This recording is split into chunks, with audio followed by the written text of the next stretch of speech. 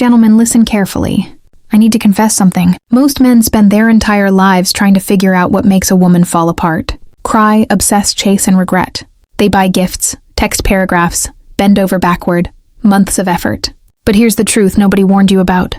A single sentence from the right man can destroy every defense she has, faster than another man could with months of effort. Women have cheated, obsessed, stalked social media, stared at their phone screens at 2:00 a.m., and begged just to see a man again. Not because of his looks, not because of his money, but because of the words he spoke. A single phrase, one quiet moment, and suddenly she's restless, wet, wide-eyed at night, replaying it in her head when she's with someone else. Most men talk too much, too eager, too needy, too obvious. That's why we don't crave you. But the man who knows these phrases, he doesn't just talk. He rewires our mind. He makes us feel exposed, desired, ashamed, and helpless all at once. And here's the part you need to hear. One phrase flips every power game we use on men. Another makes us compete with other women without realizing it. And the one you fear saying the most makes us respect you forever. The final one, it's not even about us. And that's exactly why it drives us insane. I'm a woman, I felt it. My friends whisper about it. Your girl has probably felt it too. And if you stay with me until the end, you'll know every single one. But especially the one men are terrified to say. That's number 8. And once you speak it into existence, no woman can resist you. Let's begin. Phrase 1, the pause power. I need to be honest with you. Every woman has fallen for a man who barely spoke. Quiet, composed, focused. But when Heffenly opened his mouth, his words landed like thunder. I've been there. Sitting across from a man who said almost nothing. No endless flirting. No weak compliments, no performing, just stillness. And then he dropped one sentence. Calm, steady, and it rewired my entire body. Here's the truth. Women drown in noise, compliments, cringe jokes, paragraph texts, cheap attention, endless chatter. We expect it. We tune it out. But the man who pauses, who lets silence breathe, who makes us wait for his words, that man becomes rare. And when he finally speaks, it hits harder.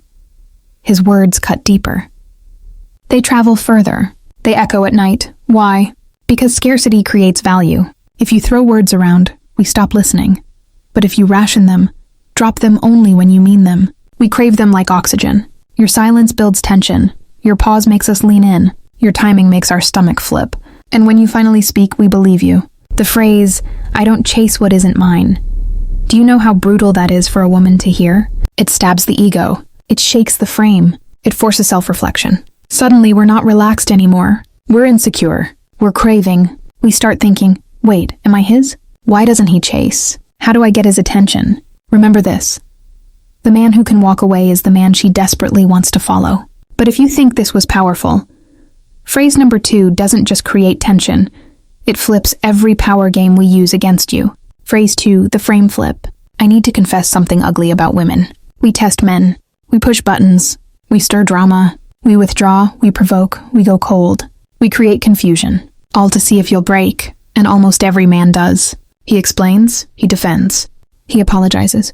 He tries harder. And the moment he does, his frame gone, his power gone. Our attraction dead. But the man who flips it, who refuses to dance, who doesn't get emotional, that man makes us weak. I've tested men before. Pulled away. Went distant. Through little manipulations. It's like poking a cage to see if the lion roars. But one man looked me directly in the eyes, calm, unbothered, and said, that doesn't work in me. Do you know what that did to me? My stomach dropped. My heart raced. My ego cracked. Suddenly I wasn't testing him. I was being tested. I felt exposed. My tricks were useless. My weapons were dull. And the worst part, I wanted him more because he was untouchable. Psychologically, this is ruthless. Femament, your emotions become unmovable. You separate yourself from 99% of men. You stop being her toy. You become her challenge. Challenges trigger obsession. And once a woman feels challenged, she chases. The phrase that doesn't work on me. No arguing, no emotion, no explanation, just a line in stone. Power shifts, control flips, attraction spikes. And if you think this makes us spiral, phrase number 3 doesn't just stop the games. It makes us panic. Phrase 3, the pull-away line. I'll admit something most women would rather die than confess. Nothing makes a woman panic more than when a man we expect to chase us suddenly doesn't. I've done the test before. Ignored texts, delayed responses, disappeared for hours, waited for the sweat, expected a double text, or a frantic call asking what's wrong. And usually, that's exactly what we get because most men panic when faced with distance. Their mind spirals. Did she lose interest? Is she mad? What did I do wrong? But once a man did something I wasn't ready for. When I pulled back, he leaned back too. No chasing, no pressure, no fear, just calm, grounded confidence. He looked at me steady and said, "I think you need space. I'll let you take it." Do you know what that did? My stomach nodded. My mind spiked. My control crumbled, because suddenly the power I thought I had gone. He wasn't chasing. He wasn't begging. He wasn't trying to convince me. He was letting me go. And that terrified me, because deep down women know a brutal truth. The man who is willing to lose us is the man we can't afford to lose. Psychology doesn't lie. Detachment equals value. When you show you're not afraid to walk away, she sees something rare. You're the prize. You're not locked in. You're not starving for affection. Women sense that energy like heat, and suddenly we start chasing. We analyze. We obsess. We spiral. We check your social media. Stalk your Instagram stories. We wonder who took our place. And we hate that we care. The phrase, "I think you need space. I'll let you take it." It sounds gentle, but underneath it screams, "You're not in control. You're not the prize. You're not irreplaceable." It flips the entire dynamic. And when women feel that shift, we scramble to fix it. But if you think that one hurts, phrase number 4 doesn't just shift the dynamic. It attacks the ego, the heart, and the subconscious all at once. Phrase 4. The desire without dependence. I need to confess something embarrassing. Something millions of women in the US whisper about in private. We don't want men who don't want us, but we also don't obsess over men who need us. The truth is brutal. The man who can show desire without dependence is the man that haunts us. I remember sitting across from a man I found attractive, expecting the usual routine, flattery, validation, soft compliments, performative interest. But instead he leaned back, quiet confidence dripping from his posture, and said, "I want you, but I don't need you." My body reacted before my brain could catch up. Pulse up, breath shallow, skin flushed. Why? Because in that moment I realized something terrifying. He wanted me. Booty could walk away. Men who need us are predictable, disposable, forgettable. But men who want us without needing us, they become an obsession. Our ego kicks in. Our pride burns. We start thinking, why doesn't he need me? Am I not enough? What does he have going on without me? And suddenly we chase because desire without dependence signals something. Strength, abundance, options. It tells us you're not starving for feminine attention. And do you know what US women find most attractive today? A man who is unavailable to manipulation. The phrase, "I want you, but I don't need you." That single line is psychological warfare. It signals you have standards. You have abundance. You have self-worth. You can walk away. It creates paradoxical tension. We want to be chosen, but we want to earn that choice. Women lose sleep over men like that because if you don't need us, we'll work twice as hard to make sure you want us. But if you think this is dangerous, phrase number 5 doesn't just trigger desire. It triggers competition. Something primal, ancient, and unstoppable.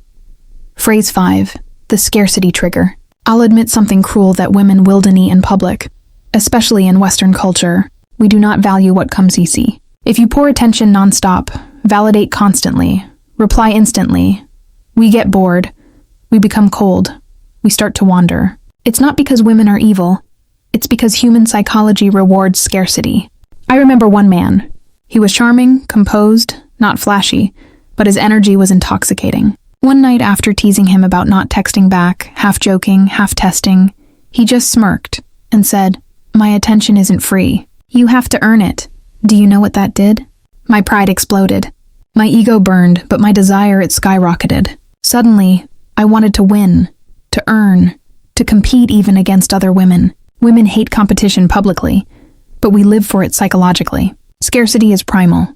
Limited supply creates obsession. Men who flood attention lose value. Men who ration attention, they become priceless. Your attention becomes a trophy, and we will do anything to claim it.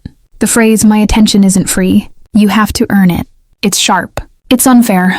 And it works because it shifts the dynamic entirely. You are not trying to win her. She must win you. And once a woman feels she might lose, she invests more. She tries harder. she chases. But if you think that makes us crazy, phrase number 6 doesn't just make us compete, it makes us submit.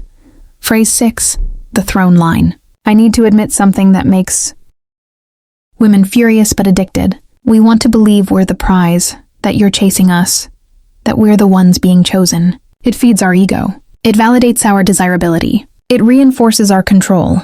But the men who flip it, the men who make us feel like we're the ones competing, those are the men we lose our minds over. I remember once telling a man I had options. It was a manipulation, a test disguised as a joke. I expected him to argue, reassure, panic, prove his worth. Most men do. But instead, he leaned back, arms relaxed, eyes unshaken, and said, I don't compete for women. Women compete for me. Do you know what that did to me? My entire frame collapsed. My bluff shattered. The power I thought I had gone. Suddenly I wasn't the judge. I was the contestant. And that drove me insane because every woman secretly wants to be the one who won the man every other woman wanted. Most men, when they hear a woman brag about options, fold instantly. They argue, they beg, they negotiate, they oversell themselves. But the man who refuses to compete, he forces a psychological hierarchy. I am not fighting for you. You're fighting for me. And that hierarchy is fatal to our pride. Women start spiraling. Why isn't the threatened? Did he replace me already? Who else wants him? Do other women see value in him?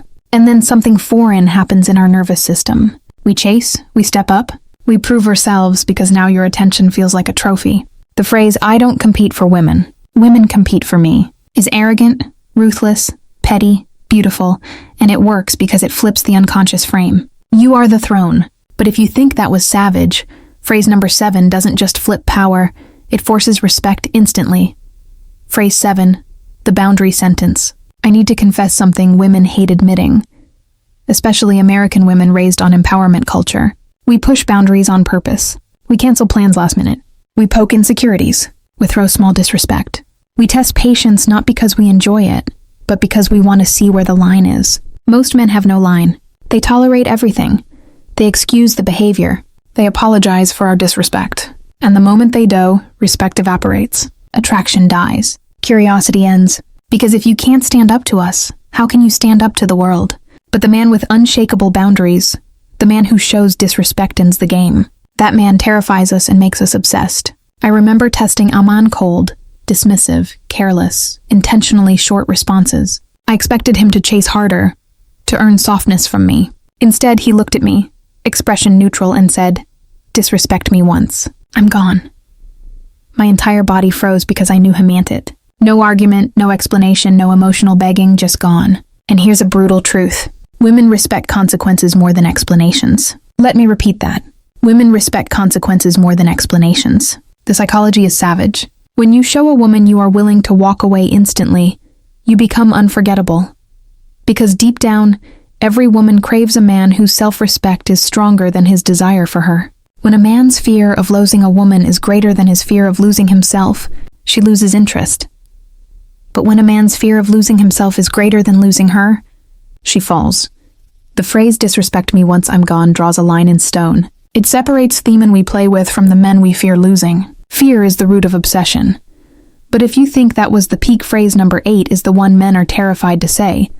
Because it doesn't just scare women, it breaks their illusion of control forever. Phrase 8, the fear line. Let me tell you a truth most women will never admit publicly. The man who terrifies us the most isn't the one who yells, isn't the one who cheats, isn't even the one who goes cold.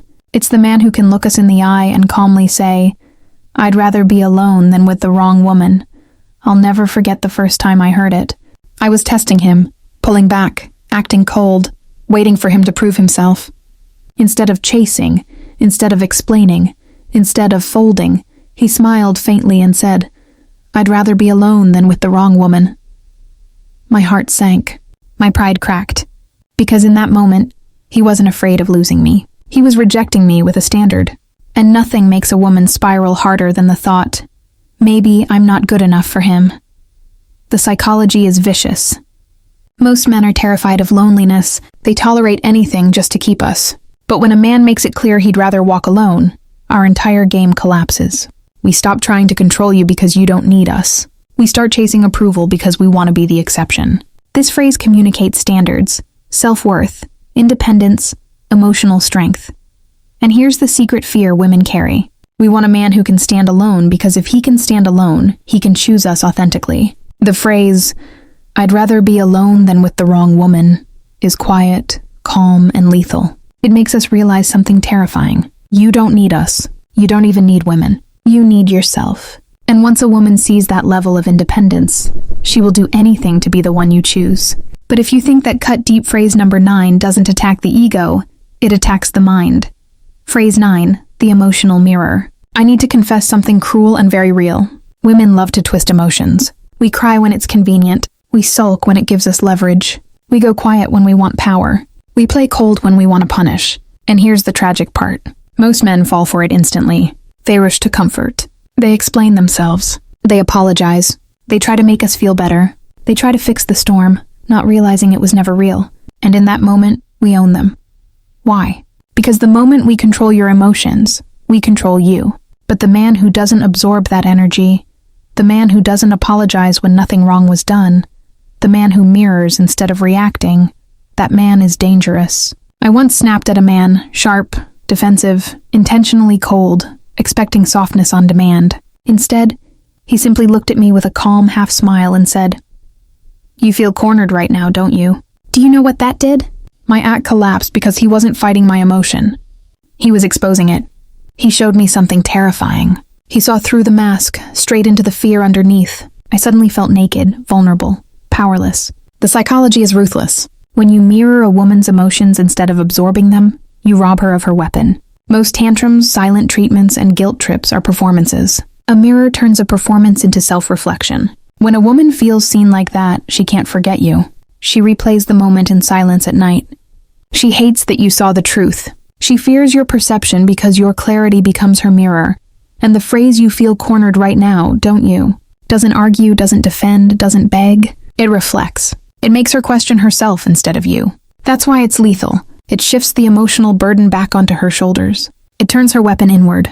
But if you think that's Dan Beerus, phrase the Merber 10 doesn't just expose emotions. It punishes arrogance quietly. Phrase 10, the return test killer. Let me confess one of the dirtiest female games. When we pull away, go cold, get distant, ghost you, we almost always come back. But here's what you don't know. When we return, we expect to walk back in like royalty. We expect you to welcome us instantly. We expect sympathy. We expect validation. We expect your relief. And most men fail this test instantly. They open the door wide. They reward disrespect. They hand over control. But the man who doesn't break, the man who doesn't roll out the red carpet, the man who calmly looks you in the eyes and says, "You don't get to come back the same way you left." Do you know how devastating that is? My stomach dropped the first time I heard it because suddenly my return wasn't a victory. It was a trial. Instead of being rewarded for leaving, I had to earn my place again. The psychology is brutal. Women crave consistency, but we crave hierarchy more. We want to know whether we're moving up or falling down the ladder. If you let us leave and return freely, we assume we've risen above you. But when you make it clear that every exit has consequences, the dynamic flips. We chase harder. We fear losing rank. We prove loyalty. That phrase tells us respect is not free. Attention is not guaranteed. Your presence is not permanent. The line, "You don't get to come back the same way you left," destroys our illusion of control. It creates accountability, and accountability creates respect. But if you think that crushes pride, phrase number 11 doesn't crush ego. It crushes silence. Phrase 11, the silence anchor. I need to confess something that makes women lose their minds. We rely on explanations. We bait you into arguments. We guilt trip. We demand closure. We fish for insecurity. Not because we want answers, but because every sentence you explain feeds our control. The more you explain, the more invested you are, the more emotional you become, the more we know we own you. But the man who refuses to explain, the man whose words are final, the man who sets his reality and walks away, that man terrifies us. I'll never forget the time I pushed a man for answers over and over, expecting just one more explanation. Instead, he stared at me calmly and said, "I don't explain myself twice." My chest tightened because I realized something terrifying. If I missed it the first time, that was on me. He wasn't going to chase my understanding. He wasn't going to fight for my interpretation. He wasn't going to repeat himself. He was moving forward with or without me. The psychology is vicious. Women demand explanations not to understand but to dominate. to keep you spinning, to keep you emotional, to keep you reacting. But when you refuse to repeat yourself, our entire strategy collapses. We go silent. We overthink. We obsess. We replay your words at night over and over. Why did he say it like that? What did he mean? Is he leaving? Is he done with me? The less you explain, the more she chases clarity. The phrase, "I don't explain myself twice," is dismissive, infuriating, and unforgettable because it proves something primal. Your frame is unshakable and we're the ones scrambling for answers. But if you think that makes us spiral, phrase the Maker 12 isn't about emotions. It's about legacy, and that's why it's lethal. Phrase 12, the legacy line. I need to tell you something women secretly hate admitting. The men we can't stop thinking about are never the ones who orbit around us. They are the ones who orbit around themselves. The men who speak about their mission, their vision, their discipline, their future, their kingdom. Those are the men who haunt us longest. Why? Because women crave meaning, and the man rooted in purpose, not people, is impossible to manipulate. I'll never forget the man who shattered me with one line. We were arguing. I was pushing, blaming, demanding emotional reassurance. I wanted to know how much I mattered. I wanted him to prove it. He leaned back, eyes tired, voice calm, and said, "With or without you, I win." Do you know how destructive that was to my ego? My chest went hollow. My pride evaporated. In one moment, I realized he wasn't orbiting me. He was orbiting his destiny. And if I stayed, fine. If I left, he would still rise. The psychology here is vicious. Women want to feel important, but we obsess over the men who don't need us to be. A man who puts his mission first triggers something primal. If I want access to his world, I have to qualify. When you speak like that, your life becomes bigger than romance. You're not her story. She is a chapter in yours. The phrase, "With or without you, I win," tells us you're self-sufficient. You refuse to collapse. You're becoming something great. Women cling to legacy. We attach to momentum. We obsess over men who are going somewhere, because deep down we want to be taken along for the ride. But if you think that terrifies us, phrase 13 isn't just about ego or loss. It's about regret. Phrase 13, the forever replay line. I need to confess something women rarely say aloud. The men we regret the most are never the ones who chased. They're never the ones who begged. They're never the ones who folded. The men we regret forever are the ones who warned us what would happen and then proved it. I'll never forget the line. We were arguing, tension high. I thought I had him emotionally trapped. I pulled back, played cold, acted like I wouldn't care if he left. Instead of chasing, had delivered a sentence like a knife. "You'll miss me before I miss you." It hit like a punch, because I knew deep in the stomach it was true. And once he said it, I couldn't unhear it. Days passed, weeks passed, and slowly the realization creeped in. I did miss him. He didn't miss me. He never came back. He never folded. He never texted. And that's the wound that never healed. Psychology is savage. Women can walk away from men who collapse without us, but we can never forget the man who thrives without us. That man becomes a shadow, a ghost memory, a late-night thought, a silent comparison, a permanent regret. Even when she chooses wrong, even when she pretends she's happy, you remain the quiet voice in the back of her mind.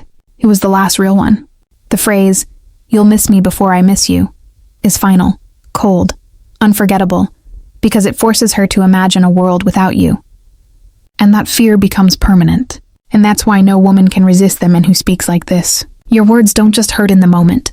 They leave scars we trace in silence. You become the lesson, the ghost, the standard. And now we close this chapter. I need to tell you the truth. These 13 phrases aren't magic tricks.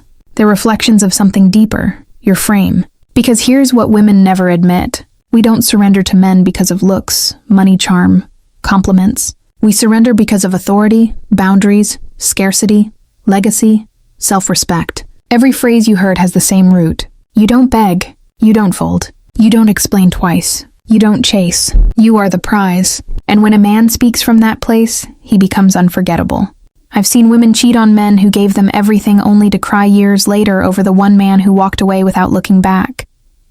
I've seen women ignore the men who blow up their phones while obsessing over the man who stayed silent. I've seen women lose sleep over a man who spoke 5 perfect sentences because those words were carved in stone. The psychology is simple but brutal. Masculine men don't speak for approval. They speak to set reality. And when your words set the frame, women follow. Even when we fight it, even when we deny it, Even when we pretend we're in control, we're not. Masculine energy doesn't chase, it attracts. And once a woman feels that, she can't forget it. She can try to replace you. She can lie to herself. She can move on in public. But at night, when it's just her and her thoughts, your words echo like scars she can't erase. If she leaves, she regrets it forever because she eventually realizes the truth. Men like you don't come back, and no weaker man will ever make her feel the same. You just heard the words women never wanted me to reveal. Now you know how to flip the script and make her chase you. But this is only the beginning. Every day I'm exposing another secret, another weapon, another piece of the female playbook men were never supposed to see. If you don't want to keep guessing, hit that like button, leave a comment, and subscribe right now. Because here's the truth. If you miss even one of these confessions, another man will hear it first. And the woman you're thinking about, she'll start obsessing over him while you're still wondering what went wrong. Don't let that happen. Stay here. Learn the secrets and never forget. Women can resist a lot of things, but a man with an unshakable frame, we never ever recover from. Music.